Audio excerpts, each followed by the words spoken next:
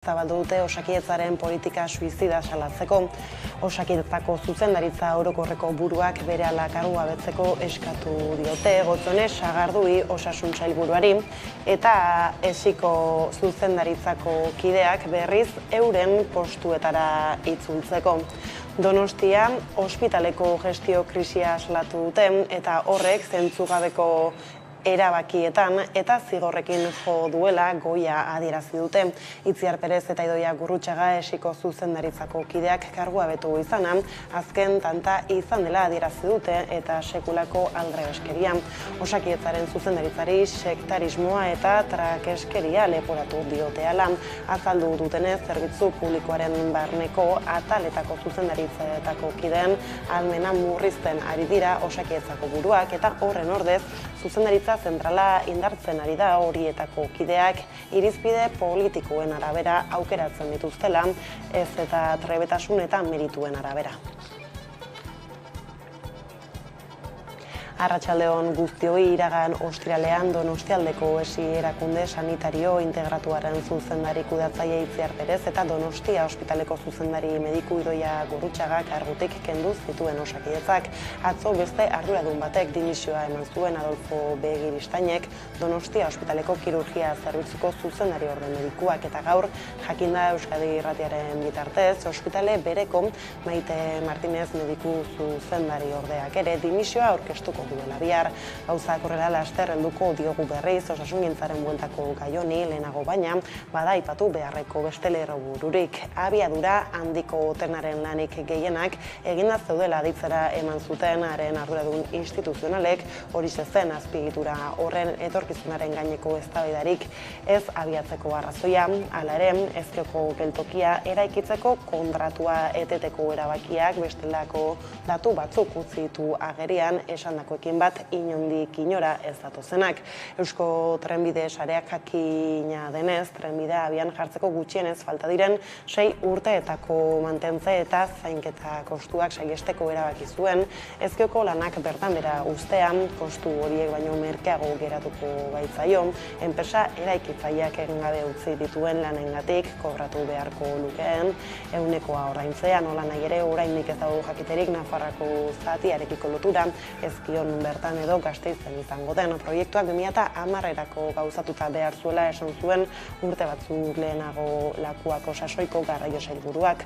Urte hartatik 12 urte igarota ordea lanen erdiak baino gehiago airean dauden, oraingoz ez dago aurreikusita bidasoaz bestaldeekiko konexiorik eta ura abian jartzeak ez ditu 1000tik gora kamioi errepietatik aterako. Eta garraio ez aldiriko trenen transferentzia bideratzeko beste bilera bat egingo dute luze gabe Eusko Jaurlaritzako autogobernuko sailak eta Espainiako Garraio Ministerioak eta batzar hori eskuduntza berri baten atarikoa izatea espero dute Jaurlaritzan. Gasteizko eta Madrilgo ordezkariek egindako azken batzarran urrian ezen ongi bukatu. EAJak eta Espainiako gobernuak kupoa berritzeko egindako akordioaren ostean Espainiako Senatuan beste mugarri bat jarri dute.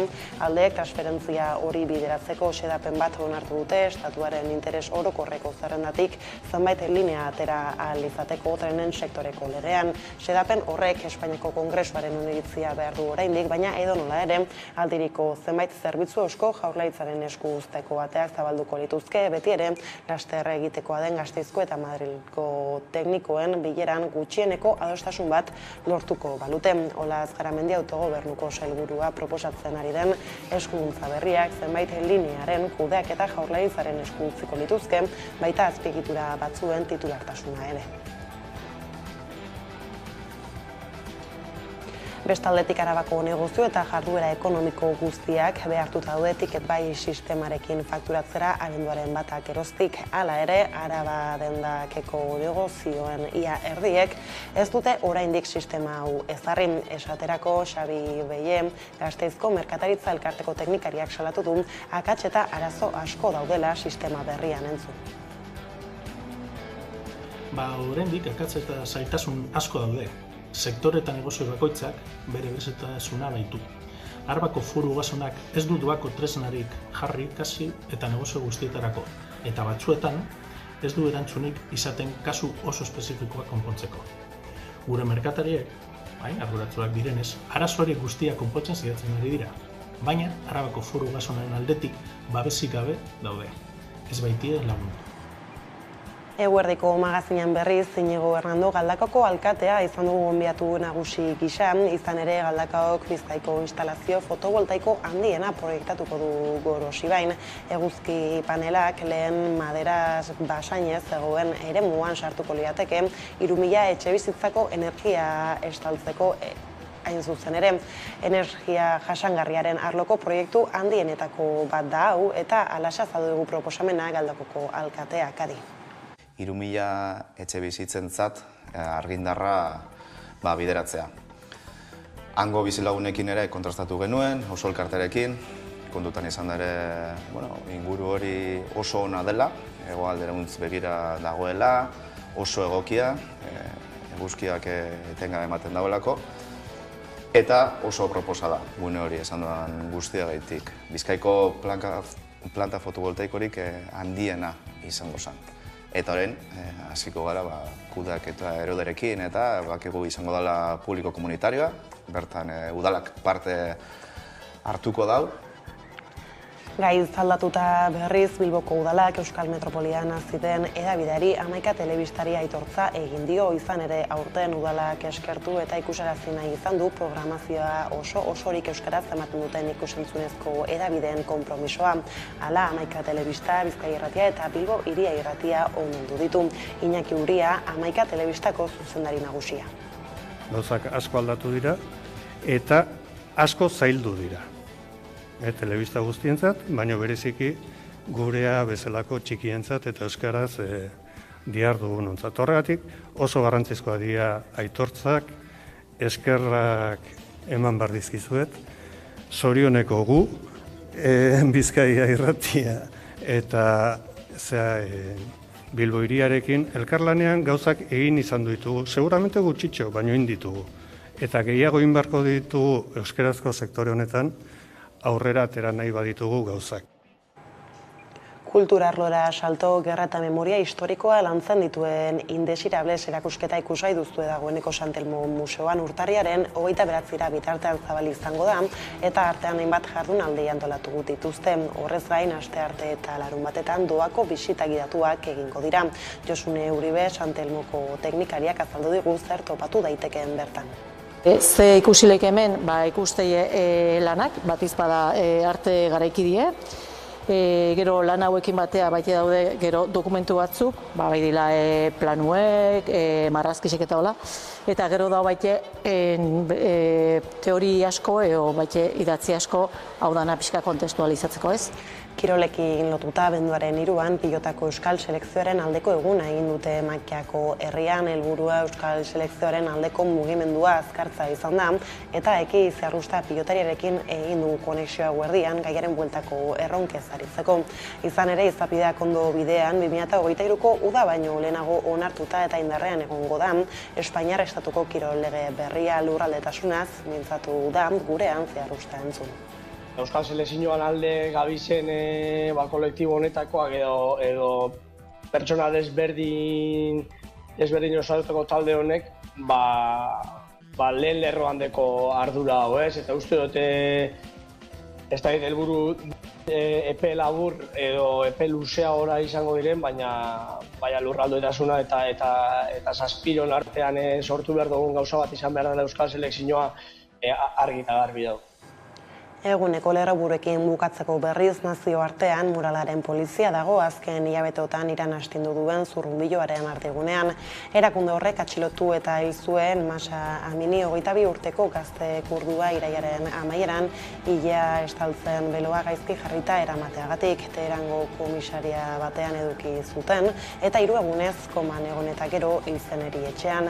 Atzo adierazpena Asiak egin zituen Irango fiskal nagusi Muhammad Jafar Montazerik esan zuenez, moralaren polizia bertan bera geratu da, baina ordu gutxiren buruan gobernuak ukatu egin du krisia eragin duen polizia taldea desegin izana.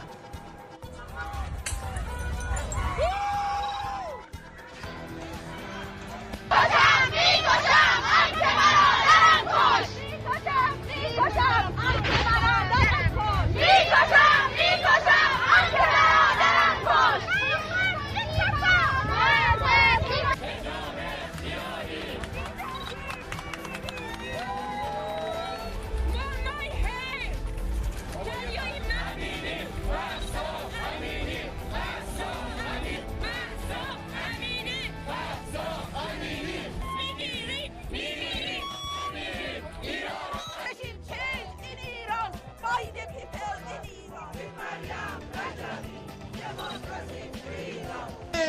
bizi!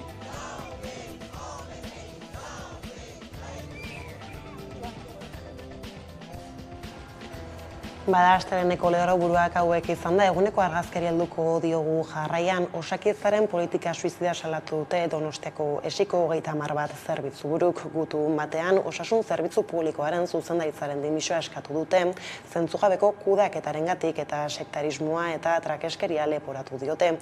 Aiara Durreta lankideak azalduko digu sakonago.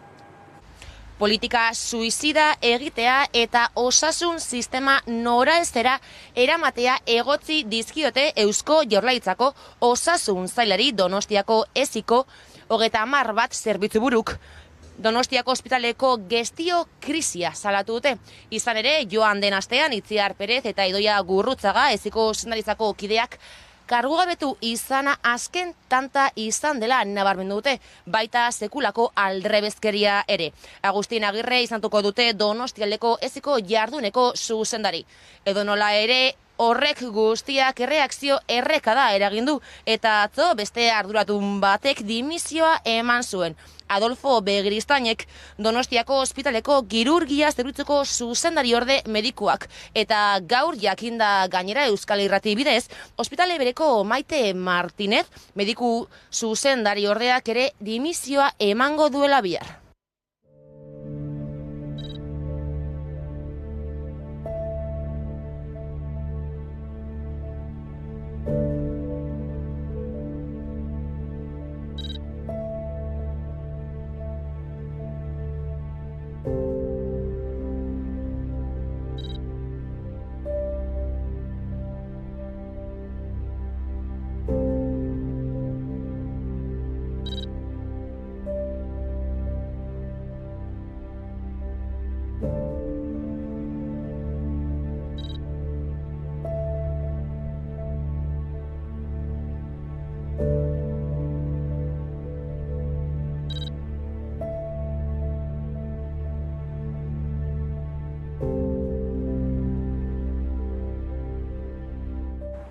Urak nahasi dira Osakidetzan eta guztizko erreakzioak eragin ditu aipatu berriak. Hitzik egin gabe jarraitzen du Eusko Jaurlaritzako osasun sailak, hala ere departamentuaren adierazpenen zain badira auzia baloratu duten ordezkariak, esaterako Mitxele Lakuntza, elako idazkari nagusiak, Eusko Jaurlaritzari leporatu dio ez duela Osakidetzaren alde egiten, inbertsioak murrizten ari delako.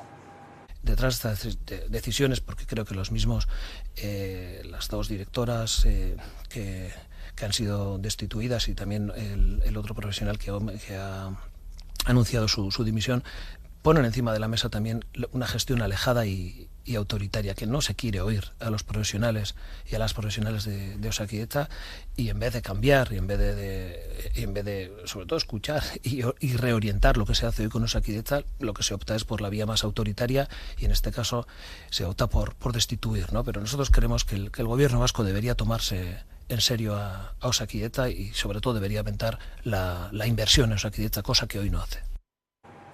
Gaur Euskal Herria Bilduk eta Elkarrekin Podemos taldek jakinarazi dute Donostialdeko esiren egoeraren inguruko argibideak eskatuko dizkiotela Sagarduiri eta biek ala biek oso larritzat jo dute gertatutakoa. PP Ciudadanos taldeak asteburuan jakinarazi zuen osasun sailburuaren agerraldia eskatu behar zuela, gaur erregistratu du orduan eskaera Eusko Legebiltzarrean. Euskal Herria Bilduren izenean agerraldia egin du goizean, gainera Rebeka Uberak salatu du Osakidetzaren egoera oso larria eta kezkagarria dela eta ohartara azken egunetan izan diren kargugabetze eta dimisioen atzean Osakidetzaren kudaketa txarra eta desegokia dagoela. Uberaren iritziz, ez da kasualitatea Osakidetzak egun bizi duen egoera gobernantza eredu jakin baten ondorio baizik. Osakidetzaren desmantelamentua da ikusten ari garena, agerikoa da gizartearentzat, herritarrentzat funtsezkoa den zerbitzu publiko honen gainbera, eta oraindik ez dugu ulertzen nola jaurlaritzak karguan mantentzen duen, neurririk ematen ez duen sailburu bat egoeraren aurrean. Horregatik guztiarengatik, hasteko hurrengo kontroleko plenoan azalpenak eskatuko diogu osasun sailburuari, Sagardui andreari, Donostialdeko esiko kargugabetzeen eta dimisioak argitu ditzan. Bestaldetik energia berriztagarriak izan ditugu izpidere Lerroburuetan Iñigo Hernando Galdakoko alkatearen adierazpenekin, bada gai berarekin jarraiki, bada besterik izan ere energia krisia, argindarraren faktura, askoren kezka iturri dira gaur egun, bada Tolosara jo dugu, gaurkoan herritarren ahotsa jasotzera, ondoan Orexa herri txikia dute eta bertan energia beharren uneko 50 energia autokontsumoa hornitzen dute.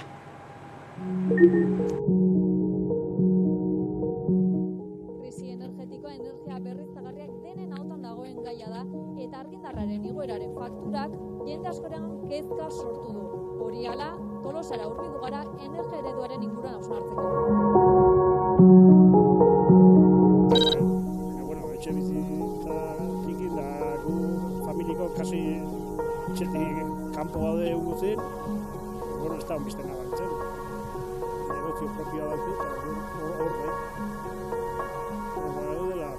Ez du, kamara egita dauzkeu eta udan parten, fakture, bero ikatzeko bukoak. Ja, jornala bino gehiago argi da fakture parten dugu. Bai, nabaritzen da. Asko jo da, eta oraindik seguran ere joko dena.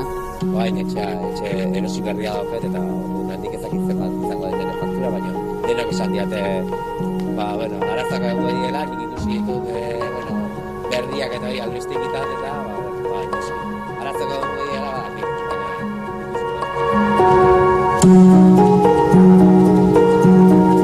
Balin bazan, hortan, saiatu bat dugu ez? Txatzen, politikari posible da, ja. Nahiko nuke ja jarriko bertuzke plaka gure telefon. Nik ja, nire gatik ja. Bestela, hanek indengo dut. Eta argia eta garza eta dena. Ni plakan aldekoa nahi, hemen eolikoak kalean ezin jarri, plakak egozen plakak ezkateliatutan. Bale modue jartzen, supuesto, herritan errexagoa da jartzea, baina kalean, ez dakit, utziko du jartzen edo. Nik administradora komentatzeko asmoa batek, planteatzen badago. Ez dakit, gure etxea bakar-bakarrik dago, eta ez dakit, baina badago planteatzen hori. Hor pasake, klaro, ze inbertsioak eta zer dien, berak esan duna, ze inbertsioak eta zer otzak dien horiek, hori ez da txilibata eta hori etorri beharko du, sí o sí, hori horrela da.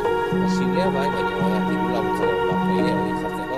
Horeixan eta etxe bizitzak izaten dien individualak eta erresago izaten da, baina hemen bloke baten denok adosteko ez deten siguztuen, eta gero hemen tegiatu gituzten badituzten oso txikiak dien.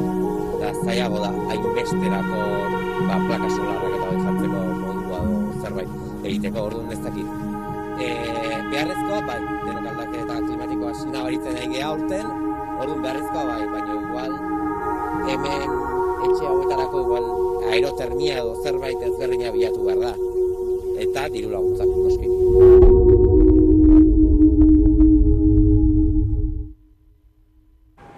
Ordea Sainu bizirik eta holetan ere ez taldeak makrozentral eolikoak jartzaren aurka agertu dira asteburu honetan adierazi dute proiektu horietan oinarritutako eredua ez dela bideragarria eta Statkraft enpresari buruz esan dute gezurra eta zikina baino ez darabiltela enpresa horietako ordezkariek Azkoitia, Errezil, Zestoa eta Azpeitiko bizilagunak batzen dituzten Sainu bizirik eta holetan ere ez taldeetako kideek egin dituzte adierazpen horiek asteburuan Azpeitian eman duten prentsaurreko batean gehitu dute makroproiektuetan oinarritutako eredua ez dela bideragarria, ez da bidezkoa ere horrez gain ohartarazi dute Sainu eta holetaz gain beste hainbat eremuri ere eragingo dietela makroproiektu horiek hala ere adierazi dute energia berriztagarrien alde daudela eta beraz baita energia eolikoaren alde ere, baina ez orain arteko etengabeko hazkundearen eskema erreproduzitzen duen eredua berdez mozorrotzaren alde.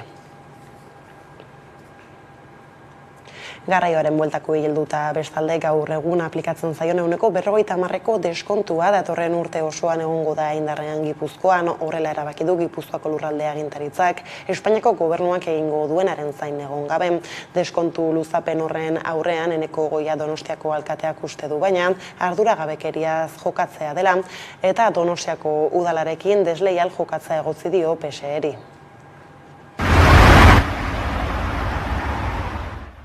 Krisi ekonomiko eta ekologikoaren testuinguruan prezioak etengabe gora egiten jarraitzen dute. Hain justu horrexegatik jarri ziren indarrean garraio publikoan deskontuak. Bada Eusko Legebiltzarrak joan den ostegunean aho batez onartu zuen 2023ko 50%ko deskontuak luzatzea garraio publikoan. Prezioen igoera orokorrak familia ekonomietan duen eraginari aurre egiteko neurri gisa. Orain Espainiako gobernuari dagokio laguntza horiek mantenduko dituen erabakitzea, baina momentuz Legebiltzarra horren alde agertu da.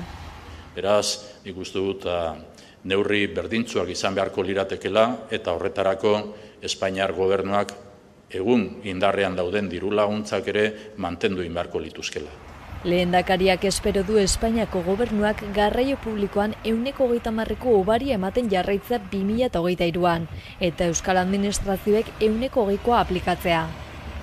Gauzak horrela Gipuzkoako lurralde agintaritzak adostu du Espainiako gobernuak egingo duenaren zain egon gabe gaur egun garraio publikoari aplikatzen zaion 150ko deskontua datorren urte osoan indarren egongo dela Gipuzkoan. Hala erabaki da krisi larri baten erdian gaudela eta herritarrain batek erabiltzen duten ohiko garraiobidea garraio publikoa dela argudiatuta. Deskontu luzapen horren aurrean Eneko Goia Donostiako alkateak Euskadi Irratian adierazi du arduragabekeriaz jokatzea dela. Izan ere Donostiari dagokionez Eneko Goiaren arabera 10 milioi euroko kostua izango du garraio publikoaren deskontua 2023 urtean mantentzeak. Hildo horretan 50%ko deskontu hori nola ordaindu behar duen argitu behar dela iritzi dio. Espainiako gobernuak eta Eusko Jaurlaritzak ez baitute beren jarrera definitu oraindik. Kostu hori udalak bere gain hartu beharko balu hainbat zerbitzu hobetzea ezinezkoa izango dela adierazi du alkateak. Eta gaizlatuta Arabara salto aipatu du negozio eta jarduera ekonomiko guztiak behartuta daude abenduaren batetik ticket buy sistemarekin fakturatzera Araban. Hala ere, Araba dendakeko negozioenia erdiek ez dute oraindik sistema hau ezarri. Nerea Garziak azalduko digu zein den egoera. Arabako Foru Aldundiaren arabera 18.000 negoziok eta autonomok egokitu beharko dute euren faktura elektronikoen sistema. Hau da, abenduaren batetik behartuta daude ticket buy sistema berriaren bidez fakturatzera. Negozio horien artean daude besteak beste, merkatariak, kostalariak eta zerbitzu sektoretako negozioak. 2 hilabeteko atzerapenarekin egingo dute.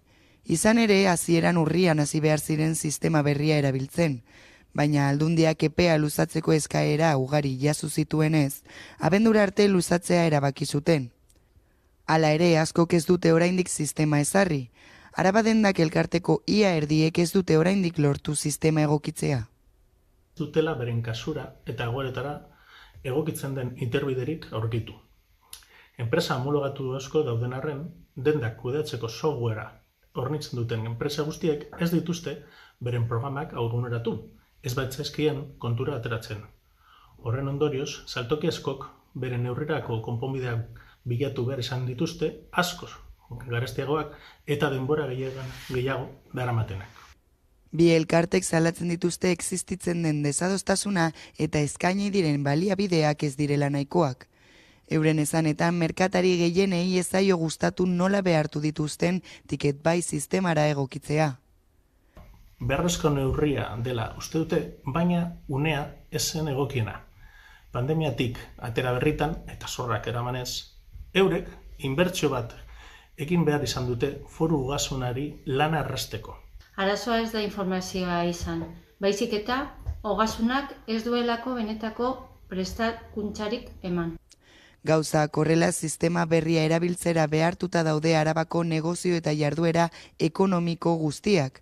Momentuz erakundeek ez dute zergarik jarriko, baina askok ez dute oraindik sistema berria egokitu. Hau bizi eta bela prest txapa soinean, milaka herritarrek egunerokoan hizkuntza ohiturak aldatzeko ariketa egin dute Euskaraldiaren baitan, beste behin ere 15 egunez azaroaren 18 abenduaren 2 bitartean burutu da ekimena, baina zenbakitatik harago 3. edizioak erakutsi du Euskaraldia gizartean finkatzen ari dela Aiara Durreta. Amaitu da 3. Euskaraldia, baina bidea ez da bukatu. Mezu hori helarazi nahi izan dute Euskaraldiko antolatzaileek, izan ere, hizkuntza ohiturak aldatzeko ariketa sozialekin jarraitzeko deia luzatu diete herritar eta entitate guztiei. Milaka herritar baino gehiagok egunerokoan hizkuntza ohiturak aldatzeko ariketa praktikoa egin dute Euskaraldian, eta antolatzaileen arabera gainera 3. edizio honek erakutsi du Euskaraldia gizartean finkatzen ari dela. Orotara, 160.000 pertsona baino gehiago eman dute izena, eta ia 7.000 entitatek. Ariguneak aldiz 9.000 izan dira. Rolen eta berauen portaren legitimazioan urrats sendoak eman ditugu azken 4 urteetan. Lehen hitza beti euskaraz izatea, ulertzen dutenen aurrean euskarari eustea eta elkarrizketa elebidunak mantentzea, duela 4 urte baino ohitura onartuagoak eta txertatuagoak daude gizartean, eta baita gure egunerokoan ere. Nahi baino, txapa gutxiago ikusi da kalean, eta aztertu beharko dugu, ze aldaketa egin behar dugun, gehiago ikus daitezen. Euskaraldiak behar du, ediziotik ediziora, norbanako gure hizkuntza ohituretan aldaketak egiten jarraitzea, eta era guztietako entitatek beraien hizkuntza plangintza eta politiketan urratsak ematen jarraitzea. Euskaraldia ariketa praktikoa dela azpimarratzen eta gogoratzen jarraituko dugu. Hiztunen portaeran, praktiketan eta entitateen neurrietan eragiten jarraitu behar dugu. Euskaraldian eta euskaralditik kanpo ere. Arau sozialak aldatzeko lanean ari gara eta inertziak apurtzeko eremu ezberdinetan proposamen berriak egotea garrantzitsua da. Eta Euskara hizpidea aipatu dugu Lerroburu nere Bilboko udalak Euskal Metropolian aziden edabidari 11 telebistari aitortza egin dio, izan ere aurten udalak eskertu eta ikusarazi nahi izan du programazio osorik euskaraz ematen duten ikusentzunezko edabideen konpromisoa. Hala 11 telebista, Bizkaia Irratia eta Bilbo Hiria Irratia omendu ditu Aiara Durreta izan zen sari banaketan. Bilboko udalak 11 telebista, Bizkaia Irratia eta Bilbo Hiria Irratia omendu ditu Euskaren nazioarteko egunaren testuinguruan. Aurten udalak eskertu eta ikusarazi nahi izan du programazioa osorik euskaraz ematen duten ikusentzunezko edabideen konpromisua. Izan ere, Euskal Komunitate Digitalean referentziazko euskarazko telebista da 11. Hala, Bilboko udalak Euskal Metropolian aziden edabideari 11 telebistari aitortza egin dio. Ezinbestekoa da erakunde publiko eta sozialen babesa, publikoa ere baden telebista zerbitzua kalitatez egiteko eta baldintza duinetan ekoizteko.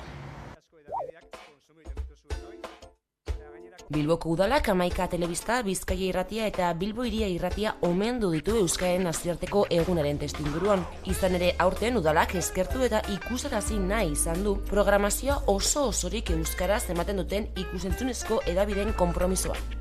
Bilboko udalak Euskaren nazioarteko eguna ospatu nahi du. Urtero bezala, gure hizkuntza, gure euskara, modu batera edo bestera zabaltzen eta bizirik mantentzen lagundu dutenei omenaldia eginez. Gaur, programazio euskera zabaltzen duten ikusentzunezko tokiko komunikabideak ditugu protagonistak. Zorionak Bizkaia Irratia, zorionak Bilbao Hiria eta 11 telebistari ere zorionak. Hala, Euskal Komunitate Digitalean referentziazko euskarazko telebista izan da 11, Bilboko udalak Euskal Metropolian aziden edabideari 11 telebistari aitortza egin dio. Izan ere, ezinbestekoa da erakunde publiko eta sozialen babesa, publikoa ere baden telebista zerbitzua kalitatezkoa izateko eta baldintza duinetan ekoizteko. Gauzak asko aldatu dira eta asko zaildu dira. Telebista guztientzat, baina bereziki gurea bezalako txikientzat eta euskaraz dihar dugunontzat. Horregatik oso garrantzizkoa dira aitortzak, eskerrak eman behar dizkizuet, zorioneko gu, Bizkaia Irratia eta Bilbo Hiriarekin elkarlanean gauzak egin izan ditugu, seguramente gutxitxo, baino egin ditugu. Eta gehiago egin beharko ditugu euskarazko sektore honetan, aurrera atera nahi baditugu gauzak. Omenaldia benduaren 2an egin dute Bilboko udaletxeko Arabiar aretoan. Bada aburto alkateak omendutako 3 edabietako lantaldei esan dienez, euskara utzez emititzea da euren ezaugarria berezi egiten dituena. Bada udalak dio Bilbo gero eta euskaldun baten bultzatzaile direla 11 telebista, Bizkaia Irratia eta Bilbo Hiria. Zuen ezaugarria, guztion ezaugarria, berezi egiten zaituztena. Bilbo gero eta euskaldunago baten bultzatzaile zarete. Bilbotarrek euskaraz hitz egitea eta harremanetan sartzea eta euskaraz bizitzea sustatzeko eragileak zarete. Indako lana inmensoa da, Bilbo handia baino handiagoa, 14 urte betetzera goaz emititzen hasi ginenetik, eta esker honez hartu dugu eta pozik, behar dira horrelakoak. Eskerrik asko batez ere Bizkaia Irratia, Bilbo Hiria Irratia eta 11 telebista.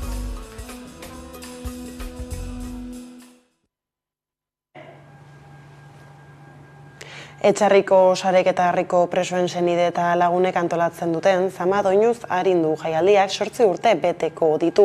Espetxe politikak sortzen duen sufrimendu eta zama guztia musika bidez arintzeko helburuarekin jaio zen eta 2023ko urtarrilaren 15ean izango da hurrengo hitzordua Etxarri Aranatzen.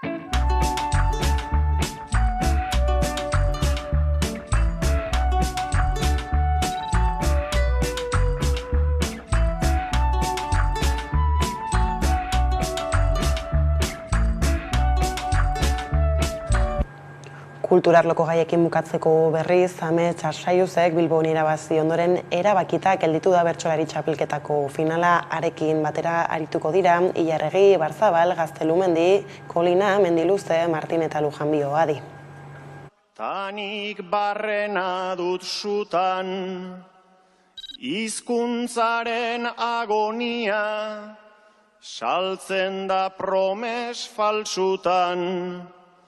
Bortizkeria ezin da mintzatu ezpada damutan, tanik egunero bortxa pairatzen dut mi puntan. Euskaldun jaio izana zamorratzen naiz batzutan, orain larrialdi globala dago guztion burutan. Bukatua dagoela dirudien mundu untan, bukatu gabeko herri bat gelditu zaigu eskutan. Eta honekin iritsi gara albistegiaren bukaerara, gaurkoan Iñigo Hernando Galdakako alkatearen elkarrizketa berreskuratuta agurtuko zaituztegu energia berriztagarriak izpide. Beraz, horren bestez, besterik ez gure aldetik hauek izan dira eguerdiak gurean gaur utzi dituenak, guztiak eta gehiago nahi duzuen aldiro 11.eusatarian ondo izan eta bihar arte.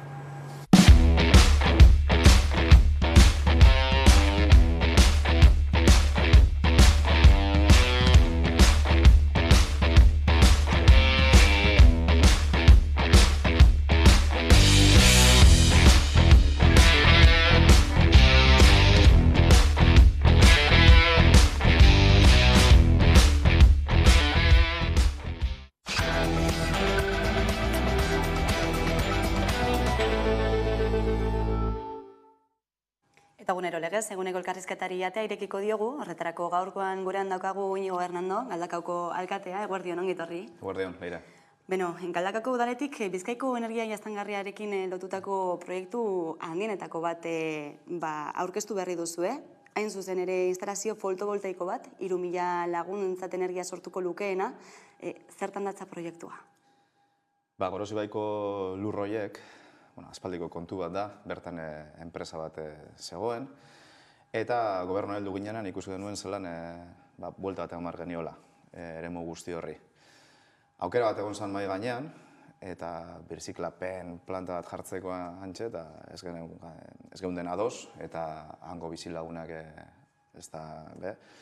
Eta orduan, aukera hau jarriakun mai gainean. Bertan, 80.000 metro karratu daude, 9 hektarea, 6 megabatioko potentzia instalatzeko gaitasunarekin, eta horrek suposatzen dau, zuk esan duzu moduan, 3.000 etxe bizitzentzat argindarra bideratzea. Hango bizilagunekin ere kontrastatu genuen, oso elkarterekin, kontutan izan da ere, inguru hori oso ona dela, hegoalderantz begira dagoela, oso egokia, eguzkiak etengabe ematen daudelako, eta oso proposa da, gune hori esan duan guztiagaitik. Bizkaiko planta fotovoltaikorik handiena izango zen. Eta orain, hasiko gara kudeak eta eroderekin, eta bakigu izango dela publiko komunitarioa, bertan udalak parte hartuko dau, eta prozesu horretan sartuko gara. Euskal Herria Bildutik bultzatu nahi den trantsizio energetikorako aletxo bat, ez? Izango litzateke honakoa. Bai, duda barik. Ez bakarrik Euskal Herria Bildu, baizik eta Galdakako udaletik apostu hori egin genuen gobernura heldu ginenean. Eta trantsizio energetikoan, udalok be asko dugu esateko. Bakigu askotan goitik esaten dela zer egin behar dan, zer ez dan egin behar, baina guk be iniziatiba uki behar dugu, eta bide horretan gure alea jarri. Eta proiektu hau, zentzu horretan doa. Bakigu beste hainbat ekimen bultzatu behar dugu zela herrian. Ointxe bertan, trantsizio energetiko horretan, energia iraunkorraren eta klimaren aldeko ekintza planarekin gabiz, herriko hainbat eremu aztertzen eta bertan be autokontsumorako plakak instalatzeko aukerak aztertzen. Eta gero nola ez, kotxe elektrikoak kargatzeko guneak instalatzen ari gara, bat Lapurdiko parkinean, beste bat Iturrondon, beste bat Unkinan instalatuko da. Beraz, dana doa zentzu horretan. Egia da proiektu handiena, Gorosibaiko planta fotovoltaiko guzti hori izango zala, baina udala badabil bere eremu ezberdinetan ere lanean bideo hori jorratzen. Aldaketak datoz, beraz, Galdakon ere. Bai, duda barik, eta ez da aldaketak datozela. Aurre egin behar diogu iniziatibaz.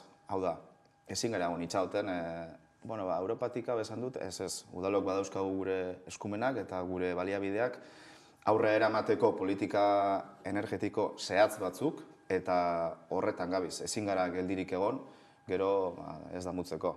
Aurre hartu behar dugu, eta guk geuk, inteligentziaz eta arduraz jokatu, trantsizio energetiko horretan gure alea jarriz. Etorkizunera begira, ari da Galdakao, zenolako helburuak edo erronkak ditu aurretik? Hainbat erronka dauzkagu, baina nire ustez aldaketa klimatikoak eukiko dau garrantzi izugarria gure etorkizuneko herri hortan. Herriko esunatu bat ikusten dugu amendik urtu batzuta begira, auzoak eta erdiguna lotuko dituena, Galdakao oso zabala da, eremu oso handia dauka udalerriak, eta zentzu horretan adibidez, auzoak eta erdiguna lotzeko autobus elektriko bat jarri gure dugu martxan, laster egongo da hortik ibiltzen, baina baita ere, bakigu aniztasun kulturalaren inguruan lan egin behar dugula, ezin garela geldirik egon. Esan duan moduan alde batetik herriko esinatu bat eukiteko aldaketa klimatikoaren zentzu horrekin eta inguru guztiaz disfrutatu ahal izateko, aniztasun kulturala ere gure herriaren parte oso garrantzitsu bat da, eta horretan ari lanean ere hurrengo urteetara begira. Lanean ari garela esaten duzunean, zeri buruz ari zara, badakigulako herritarrekin eta eragelekin batera ere ari zaretela, ez? Erronka eta dinamika batzuk aurrera eramaten. Bai, egon ginen aztertzen eta udaletxetik bertatik badakigu gauza asko alditugula egin, baina guk bakarrik ezin dugula. Eta askotan, herriko eragileen, elkarten eta norronakoen laguntza behar dugula. Baita herriko enpresen eta horrelako enpresa elkarten laguntza ere beharko dugula. Zergaitik, urtarrean hasi genuen prozesu bat, galdaka 2030 begira, 2030 jarri genuen, data bat jarri berreunako, baina identifikatzen genuen adibidez aldaketa klimatikoen inguruan zeozer egin behar genuela denon artean. Kutsadura murrizteko, kale irisgarriagoak izateko eta ibilgailu pribatuan ordez garraio publikoa eta bizikletak nola mugitu herritik. Eta hori guztia egin dugu Ganguren menditaldearekin, txirrindulari elkartearekin, enpresaren elkartearekin, inguruko jente guztiarekin, eta konklusio oso potenteak heldu dira, baina ez bakarrik udalaren aldetik. Prozesu oso luzea izan da, 10 hilabete egon gara murgilduta entzuten eta aportazioa jasotzen, eta uste dut oso interesante izan dela, lehenengo eta egiteko beste modu bat bultzatu dugulako, hau da, udala herriarekin batera erabakiko dau, ze etorkizuneko galdakao eraiki gure dugun, eta bestetik, iniziatiba hartu behar dugulako, lehen esan dudan moduan, ezin gara geldirik egon itxaoten, ia zer helduko jakun. Udala, iniziatiba hartu behar da horrelako ekimenekin. Herritarrek nola baloratu dute euren parte hartzea? Hasieran, denek esaten zuten, baina hau guk erabakiko dugu, eta bai, hau danon artean erabakitzeko historio bat da. Gure baldin badugu murriztu kutsadura erdigunean adibidez eta ibilgailu pribatuen trafikoa murriztu, aukerak eta baliabideak eta ze eremu dekoguzen galdakon aztertu behar dugu, danon artean, eta bakoitzak bere aldetik, bere alea jarri beharko dau. Merkatari elkartearekin dendari elkartearekin batu ginen, pentsionistekin, eta esan geuntzen, zuek ze galdako irudikatzen dozu hemendik urte batzutara, eta bertan badago beste faktore oso potente bat. Metroa behingoz galdakaora helduko da. Eta horrek herriko mugikortasuna erabat aldatuko da. Goitik bera. Jente auzoetatik erdigunera adibidez, metroz etorri halko da, Aperribaitik, Bengoetxetik.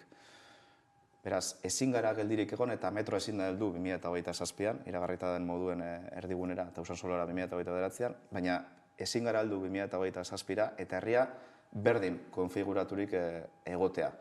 Aurreratzen bagara eta inteligentziaz eta arduraz danon artean jokatzen badugu, alde batetik egiturak eta atseginagoa izango dugu herrian, oinezkoentzako eta bizikletentzako espazioak irabaziz, eta gainera gero horrek eragina edukiko dau bertoko komertzioan eta ostalaritzan. Erdigune potente bat izanik, denon artean erabakita. Auzoak aipatu dituzula, Usansolo dagoeneko udalerri bilakatu da, Bizkaiko da 13. Hamarkada luzetako aldarrikapenaren ostean, ezta? Zenolako balorazio egiten duzu, zer irakurketa egiten duzu legealdi honetan aurrera atera ahal izan delako? Gobernu heldu ginen argi geneukan. Usansolotarren hitza entzun eta errespetatu behar genuela. Urteetako errebindikazio historiko bat da, 30 urte baino gehiago daramatzate horre bultzaka eta euren eskararekin. Eta orduan heldu ginen, Usansolo herria ere gobernuko parte da. Ez dugu ahaztu behar udal gobernuan 4 alderdi gauzela, Euskal Herria Bildu, auzoak, Usansolo herria eta Podemos, eta konpromisotako bat hori izan zen. Beraz, 2013an eratutako foru araua hartu genuen, bertan ezartzen zen ze prozedura aurrera eraman genuen aurrerako prozesu bat desblokeatzeko edo korapiloa askatzeko, eta 2020ko urtarrilean osoko bilkurak onartu zuen bide hau hasi behar genuela. 2020an hasi zen, lehengo gunean Bizkaiko Batzar Nagusietan argi berdea edo baiezkoa eman zitzaion balizko segregazio horri, eta orain zain gauz, Bizkaiko aldizkari ofizialen publikatzen denean, hortik aurrera behin-behineko izango da, eta alegazioa epea amaitzen denean, handik 2 hilabetera edo, behin-betikoa izango da erabakia. Aipatu duzu 3 hamarkada baino gehiagoko aldarrikapena badela, zergaitik orain, badirudi inoiz baino gertuago dagoela momentu hori? Esan duan moduen, 2019an gobernu heldu ginen, eta handik hilabete batzutara korapiloa askatzen hasi ginen. Uste dut, ariketa demokratiko hutsa bultzatu behar genuela, oso potentea, ia 5.000 biztanle dira, eta uste dut euren errebindikazio zilegi eta historiko horri bide eman behar geniola. Zergaitik orain, bakoitzak jakingo da, gu horregon gara, ni oposizioan nengoen, gero ja gobernura pasatu nintzen, eta uste dut Usansoloko jendea, Usansolotarrak oso kontziente direla, noiz eta norekin askatu den korapilo hori, baina nire aldetik uste dut egin beharreko gauza bat zela. Kalkulo politikoetatik aparte eta hori guztia alde batera utzita, uste dut Usansolotarren eskubidea bermatu behar genuela, eta hori egin genuen. Hitza bete, emandako hitza bete. Urte hasieran Galdakako EAJak ohartarazten zizueten, ez? Ez egiteko espektatiba faltsurik, ez sortzeko espektatiba faltsurik herritarrengan, Usansoloko desanexioari dagokionean, zer esango zenieke orain? Nina sartuko EAJaren deklarazioetan, ni bakarri dakit 2008ko urtarri horretan, osoko bilkurak baietz eman zion prozedura hazteari, eta bertan EAJak baiezko eman zuen. Eta hori amaieran ere, batzar nagusietan, EAJak baietz eman dau, beste alderdi guztiekin batera. Baina uste dut garrantzitsuena dela, lehen esan dudana. Usansolotarrek badakite noiz eta norekin askatu den korapilo hau, urteetako errebindikazio baten ostean. Hasieran aipatu dugun planta fotovoltaikoaren proiektu hori Gorosibain Usansolon dago. Ez dakit honek, desanexio prozesu honek, nolabait eragin dezakeen proiektuan? Ez, proiektuak aurrera jarraituko dago. Eta gainera Usansoloko balizko segregazio hori egikaritzen bada, ez da izango egun batetik besterako prozesu bat apurka joango gara hitz egiten, udaleko hainbat zerbitzui buruz, hainbat proiekturi buruz, eta joango gara hitzarmenak sinatzen edo adosten, beraz Gorosibaikoa beste parte bat izango da. Eta uste dut, Galdakotik naturaltasunez hartzen den prozesu bat dela, eta Usansolotik adizkidetasunez hartuko dela prozesu guzti hori eta zerbitzuen banaketa, eta nola egin, nola hitzartu, eta Gorosibaiko planta fotovoltaiko hori horien artean sartuko da. 3 urte, igaro dira dagoeneko koalizioan, esan duzun bezala udalera heldu zinenetik, legaldiaren amaierara iristen ari garela ere esan daiteke, zenolako balorazioa egiten duzu? Ona balorazio ona. Ez dira garai errazak izan. 40 urteren ostean gobernu aldaketa egon zen Galdakaon, eta handik 8 hilera pandemia bat geneukan gainean. Hori esan bat ere erraza izan. Baina, uste dut jendeak ikusi zuela gai ginela, hori kudeatzeko eta eraginkor batean eta era honean. Horren ostean gainera, beste krisi batean murgilduru gaude, hornidura aldetik materialak eta zelan euren kostua igo dan, baina horri aurre egiten ari gara. Eta herrian ikusi dana, hainbat urtetan eskatutakoa da, geldiune batetik irtetzea, eta bertan herrian gauzak egiten direla ikustea. Bai hirigintza aldetik, obra eta zerbitzuetan, kultura aldetik ere, uste dut Galdakao erreferente bilakatzen ari dela ingurune guztian.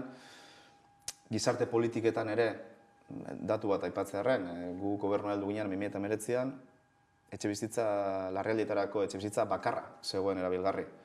Gaur egun 13 ditugu, eta danak beteta, eta bide horretan jarraitu behar dugu. Hau da, uste dugu, Galdakaok badauzkala eta bazeuskala hainbat behar, eta herrian hori ari dela ikusten jendea. Kaletik hori somatzen da, hori trasladatzen doztie, eta aldaketa hori, eta espero sana, hori gauzatzen ari garela. Etxebizitza aipatu duzula, egunotako albiste ere badelako, Galdakoko etxebizitza sindikatuak instalatu duela, familia bat etxetik kaleratzeko arriskoan dagoela. Etxebizitza hori hain zuzen Kutxabank bankuarena eta Cerberus funts putrearen jabetzakoa da. Eta negoziatzen saiatu dira, baina momentuz ez dute inolako akordiorik lortu. Ez dakite udaletik harremanetan jarri zareten beraiekin edo nola helduko zaion gaiari? Argi gure gotitzi, lehenengotain, udaletik ez dugula inolako etxe kaleratzeik nahi. Eta horretan berresten garela. Kutxabankekin adibidez, ni neu jarri naz kontaktuan gaia tratatzeko. Eta badakite hor da bizela hitz egiten, eta espero dugu ondo amaitzea gaia. Badakite ez dela gauza bat, udalak eskumena dekonik, bankuen eta jabeen arteko historia bat dela, baina bitartekaritza lan hori egin aldugun einean horregongo gara. Eta esan duan moduan, Kutxabankekin adibidez, elkarrizketetan aritu gara, gaia bideratzeko eta etxekaleretzerik ez gertatzeko. Errepasoa egiten ari ginela ez, 3 urte hauetakoak, udal gobernura udal gobernua osatu zenutenean 100 proposamen jarri zenituzten mahai gainean, horietako batzuk dagoeneko martxan dira, beste batzuk egikaritu dira, baina legealdi honetan, amaitzekoak direnak zeintzuk nabarmenduko zenituzke? Uste dut, hainbat eta hainbat proiektu martxan jarri ditugula eta beste hainbat etorriko direla. Lehenengotan nik ez dut pentsatzen legealdi batean bakarrik eta herri batean pentsatzen baduzu 4 urteka, uste dut ezabizela asmatzen. Prozesua eta bideak oso luzeak izaten dira eta gainera herri eredua aldatzeko denboraz behar da hartu dana eta lasaitasunez. Baina hor gauza batzuk eta oso nabarmenak izan direla. Gobernu heldu ginenean, Ibai Zabalen errekaren ibilbide guztia berordenatzeko eta gaia desblokeatu genuen, hainbat espropiazioekin eta urarekin, Eusko Jaurlaritzarekin batera. Obrak hortxe dauz, 3 urteko obra bat da, baina oso garrantzitsua, zaitik uholdeak saihezten ari gara, behingoz, oso arazo larria zen ingurune guzti horretan, eta herriak konektatuko dugu errekarekin eta pasealeku polit bat geratu alda. Gero beste hainbat proiektu eko guz martxan, emakumeen etxea adibidez, hor zegoen, eta gure politika ereduan behintzat, holan sinesten dugulako, emakume elkartekin, norbanakoekin tratatu egin dugu, eta uste dut, laster proiektuaren aurkezpena izango dela, denen aportazioak jasoal izateko. Beste hainbat proiektu oso potolo dauzkagunak mahai gainean eta obrak ja martxan daudenak, adibidez, gobernura heldu ginenan, ez zegoen alokairu sozialerako inolako etxe bizitzarik Galdakaon. 60 etxe bizitza eraikiko dira alokairu basukoak, herriko gazteentzat eta behar gehien dekienentzat. Badira proiektu batzuk oso potenteak eta oso luzeak, baina hiri eredu berri horrekin lotuak eta aurra eraman behar direnak. Legegintzaldi honetan batzuk amaituko dira, baina beste batzuk jarraituko dute eta oinarriak hor daude. Eta hori da egonkortu behar duguna. Proiektu hori egonkortu eta aurrera egin, hurrengo urte guztietan. Kulturaren alorrean ere bada zer esana, ez? Durangoko azokaziko da aste honetan, aste azkenetik aurrera. Eta kultura eta euskara ardatz, Galdakao ere uste duzu bilakatzen ari dela nolabaiteko erreferente, sormene bezalako baiaialdiekin? Bai, nik uste dut, baietz hala trasladatzen neuria. Bai, eskualdetik edo Bizkaitik eta Euskal Herriko beste txokotatik. Analizi bat izan eta uste genuen Galdakon falta zala toki bat, Euskal sortzaiek euren erreferentzia puntu bat edukiteko.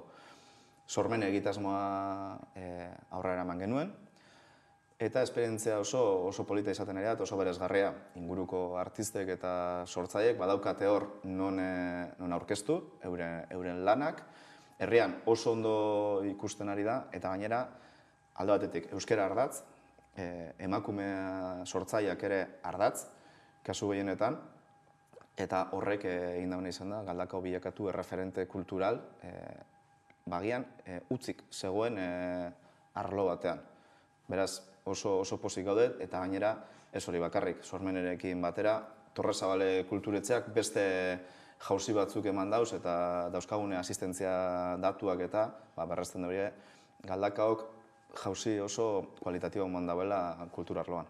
Euskaraldia ere ospatu da egunotan Galdakaon, Euskararen egunaren arira ere izan dira hainbat ekitaldi. Zer moduz dago Euskararen osasuna Galdakaon? Kurioso da, Galdakaok badauzka ia bieren, herritarren ia bieren euskaldunak dira, edo euskara hitz egiteko eta ulertzeko gai. Kalera bilera, azken datuen arabera, 15% zen. Eta kurioso segaitik, batzuk esango dute, bakarrik 15% ia bieren eukinda, baina inguruko herri guztiekin konparatuta Galdakaon nahiko euskalduna da.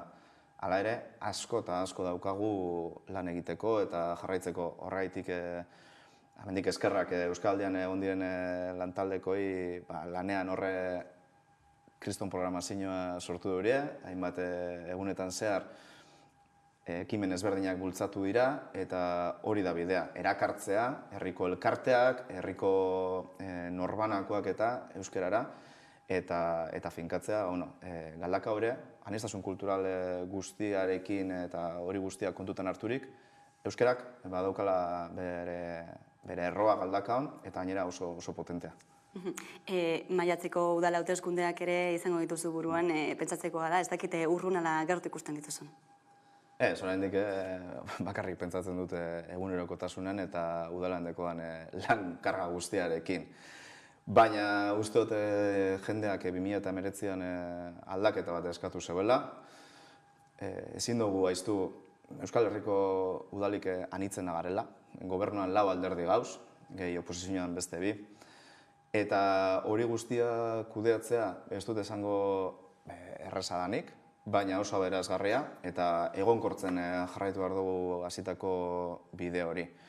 Herritarrek eskatu ziguten aldaketa bat, aldaketa nabaria dela uste dut, bai kudeaketan, barne kudeaketan, udalean bertan desblokatu dugu hainbat eta hainbat inertzia, entzineko inertzia eta arloen arteko komunikazioa hobetu dugu, ateratzen dugu zen kontratuek askoz kopuru handiagoa da, eta gero kalean hori eslatzen da. Beraz, politika hurbila egiten dugu herritarrekin, baina etxe barruan ere politika eraginkorra. Eta uste dut horrek eragin edukiko dauela hurrengo hauteskundetan. Baina errepikatzeko prest, berriro ere hautatu zaituztelako ez, EH Bilduren hautagai bezala? Bai, lehenengo eguneko ilusioarekin eta uste dut garrantzitsu dena, urte hauetan lortutako eskarmentu guztiarekin. Ez da erreza eta ez bakarrenegaitik, edozein herritako alkatek, halan traslatzen dauria, edozein kolore politikotakoek, garaitzaileak izan direla, eta asko ikasi dugu pandemia batean, oinbeste krisi mota batean sartuta gauz, beraz, lehenengo eguneko ilusio horrekin, baina gainera ikasi dudan guztiarekin eta horrek lagundu aldauenarekin. Ba, Inigo Hernando, Galdakako alkatea, eskerrik asko gaurkoan Hamaika Telebistara gerturatzeagatik. Eskerrik asko, begira. Hurrengora arte.